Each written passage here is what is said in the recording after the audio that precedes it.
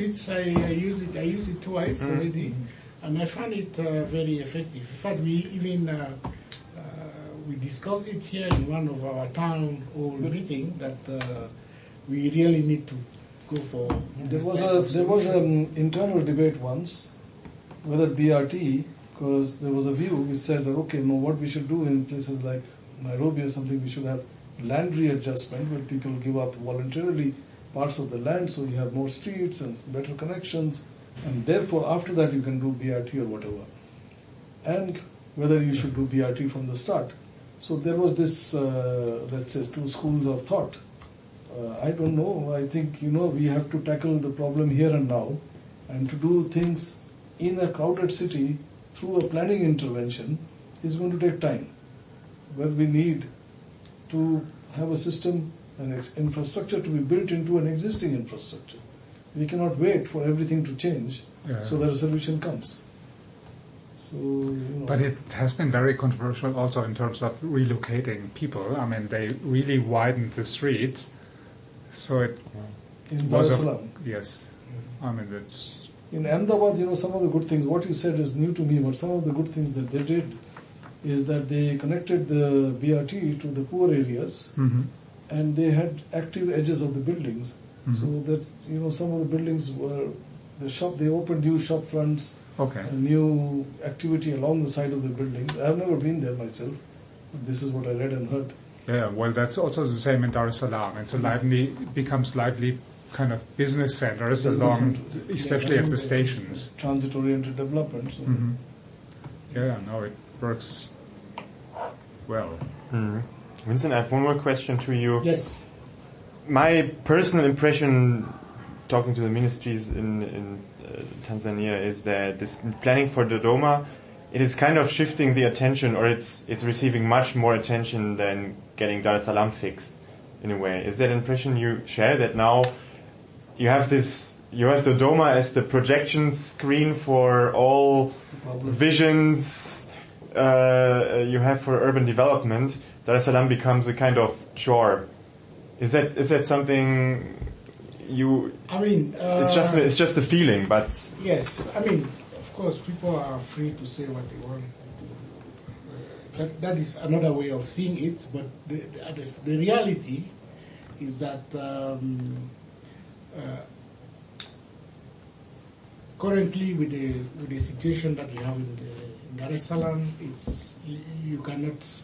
I mean, in Nairobi, let me take the example of Nairobi. With the devolved government, decentralization, things are already, the problem is now moving to the county government. So how will you say that we decentralize so that we remove the problem? We see the city of Kisumu is developing, a lot of activity are being decentralized. Kiambu, that is just close by, they are being, because of the devolved government, they have this decentralization. Here in Kenya? Yeah, here in Kenya.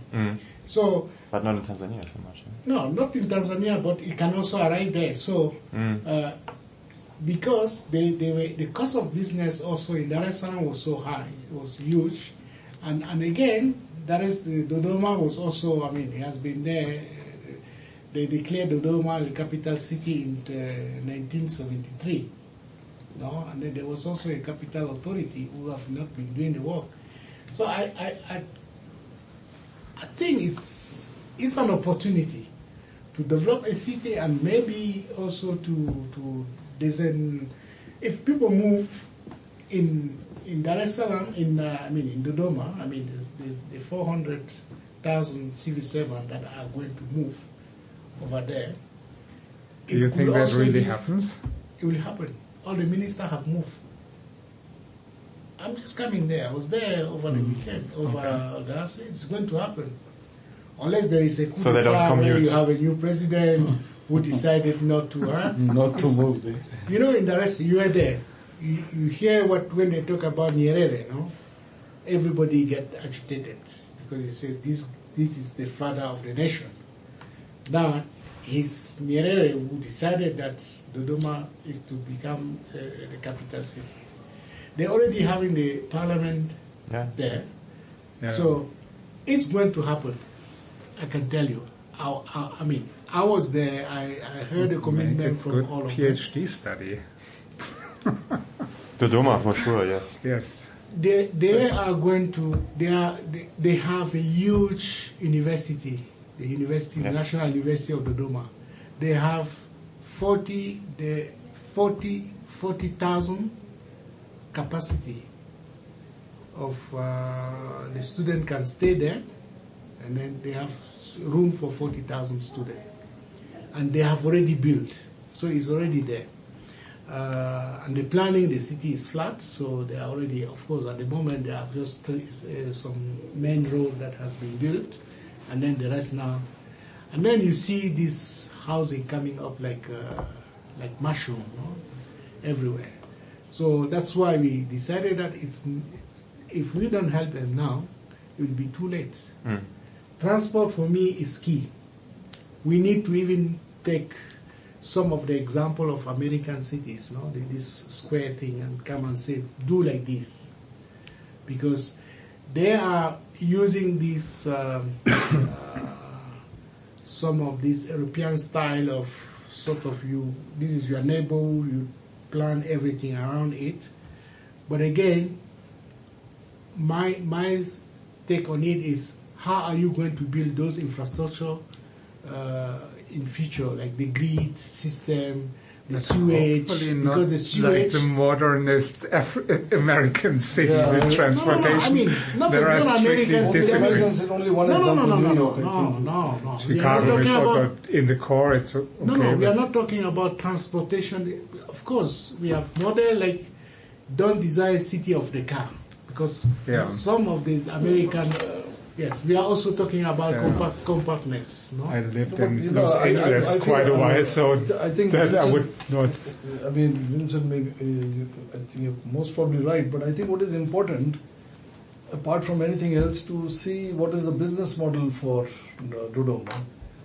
What jobs and investments it will create, so that because what I know is the countries, the cities which have moved capital, maybe in India, maybe in Southeast Asia, there are many, but many of them have not really fulfilled their function. They are like sleepy towns, which are not such vibrant towns.